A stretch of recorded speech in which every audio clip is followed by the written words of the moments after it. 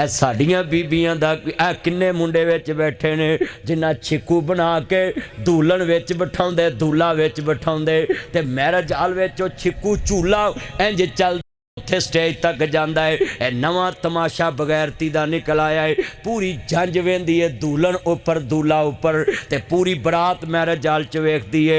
सारियां दी गैरत मर गई। चाचे ताए मामे बगैरत हो गए।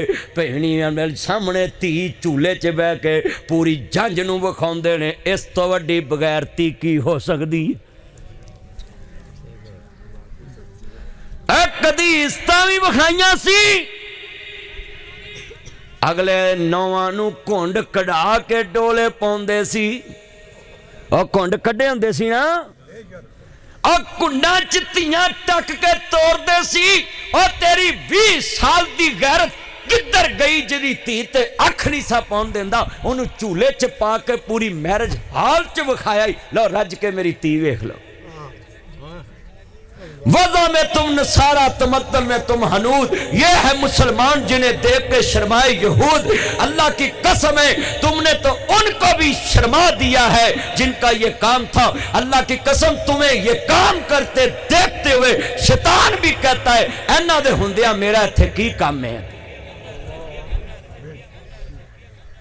अज दे मुसलमान दे करदार नूं वेख के शैतान भी कहता हैगा इन्हां दी मौजूदगी च मेरा इत्थे की काम है। आज कितने मुसलमान बैठे जरा सोचें, ये नया स्यापा निकला है कि नहीं? वो छिक्कू जी च खड़ा कर देने दूल्हन नूं ते मौलवी भी यतीमा तरह थले बह के वेख रहे होंगे। मैनू डर के डिग ना पवां, मैं बैठा ही नहीं। वो लाड़े ने मैनू दसिया, आंदा मैनू डर आया भाई भी किते छिक्कू डिग ना पाए, मैं विच ही नहीं बैठा। वो छिक्कू एक डिग्गा भी है, वो वीडियो में देखी है मैं। आज कितने मुसलमान बैठे हैं मेरे सामने, बताएं ये क्या हो गया तुम्हारी गैरत को? जिस नबी की बेटी के कफन पे भी किसी की नजर ना पड़ी हो, उस नबी की उम्मत यहां तक पहुंच चुकी है। हजूर दी बेटी दे कफन ते भी किसी दी नजर नहीं पई। हुणे मुहर्रम आने ने ना, इन्हां लोकां आखना पाकां दी हालत सलावात अल्लाहुम्मा सल्ले अला मुहम्मद वाले मुहम्मद ते सारे दरूद पढ़न लग पैना। तो ये दरूद सिर्फ जबान से पढ़ना है? अपनियां धीआं दे फोटो एल्बम बनाना है, इंज हत्थां च हत्थ पा के ते नौ ते पुत्र नूं फेरे लवाउणा है। डब के मर जा, ए भी दिन तेरे घर च आउणे सी। दसो ईमान वाले, दसो फेरे लाउंदे ने कि नहीं हुण लाउंदे? बुढ़े बुढ़े बंदे दाड़ियां वाले उत्थे बैठे वेखे हुंदे ने। मां भी अन्नी, धी भी अन्नी, पुत भी अन्ना। अन्ना है जवाई, रब ने सानू भाग लाया, गो नौ भी अन्नी आई है। टब्बरां दा टब्बर ही विगड़िया है, अन्नियां दा जी मेला लगा होया है जहान। किन्ने नौजवान बैठे ने जिन्हों ने पहलों साई दे देनी होंदी है कि मेरी बेगम दे स्टाइलां वालियां पिक्चरां तू बनाउणियां ने। उन्हें आखना भाई फिर मैं उन्होंने जिवें कवां उन्होंने खिलाउणा पैना। दूल्हा भी बाहर कर दिंदा अगला, चल बगैरता बाहर निकल जा, मैं तेरी बुढ़ी नूं जिवें कवां उन्हें उंज ही करना है। दूल्हा भी बाहर निकल जाता।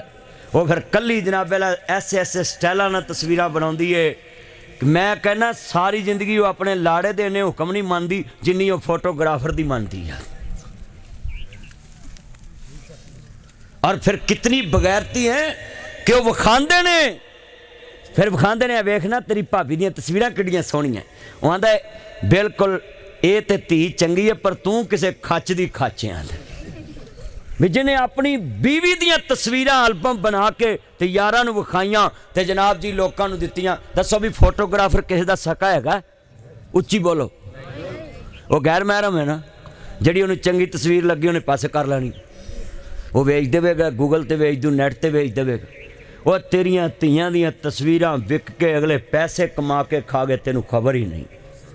कितनी लड़कियों की पिक्चरें इस टाइम नेट पे हैं, सर्च करें तो वो आपको मिल जाएंगी। वो घर वालों को पता ही नहीं है कि हमें तो भाई पता ही नहीं, और वो तस्वीरें बिक चुकी हैं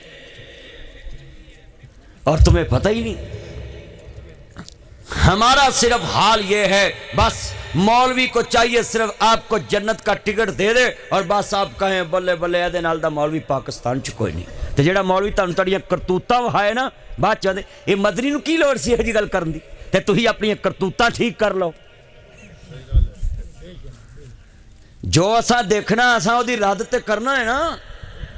नबी पाक आखदे जुमा पढ़ाते सी जड़ा तो मंडी च वेखते सी, जो मंडी च मुस्तफा वेखते सी आप जुमे चाण के कहते सी अय्युहन्नास, ऐ इंसानों ऐसी ऐसी गलती खत्म कर दो जिदे चो गलती हुंदी सी। सहाबा समझ जाते सी, वो अपनी गलती दूर कर लेंदे सी।